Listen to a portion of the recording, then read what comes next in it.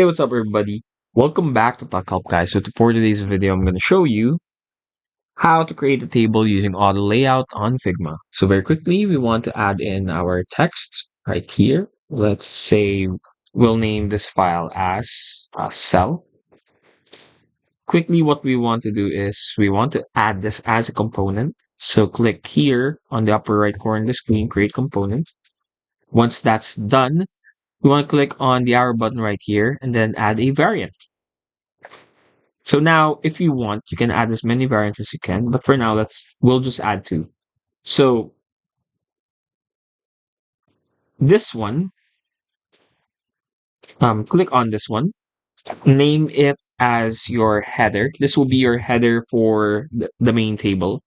Now you can either add a color to distinguish it, or you can basically just go ahead and change that later. But yeah, this will be the plain one. We'll have it right here. Let's try to add some lines here so you can better see how this is done. So it's like this. And then what we want to do from here is we want to add auto layout to it. So click the entire thing, select it, and then add auto layout. From here, we can see now that there are a lot more options than before. This is because of the auto layout feature. So you can resize it. You can add a different directions to the table. So you can have the table um, having in this direction. You can wrap it, or you can have it going downwards like so. You can also change the alignment of the table. And yeah, next we want to change this one. So we'll add white background, add this background to it. And now you can copy and paste, or you can add another variant to it.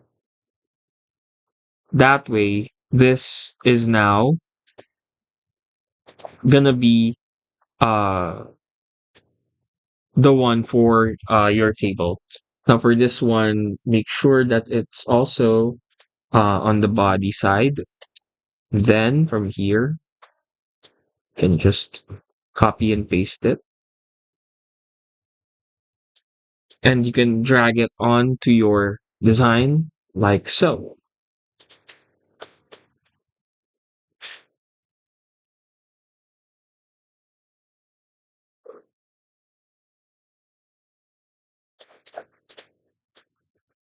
You can have this grouped as well so that it's not moving all the time. So for this one, just group selection, arrange it. Let's say this is group one, then this one, group it up as well.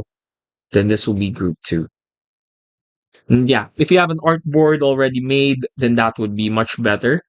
To rename, simply click on this, on the text, and then rename it. So let's say this is student. Then let's say uh, Peter for Peter Griffin. Then let's say Brian. Then here, let's say scores. Then add a score, just like that. And yeah, so just paste this on an artboard that you're making in Figma, and then you should be good to go. And that's it.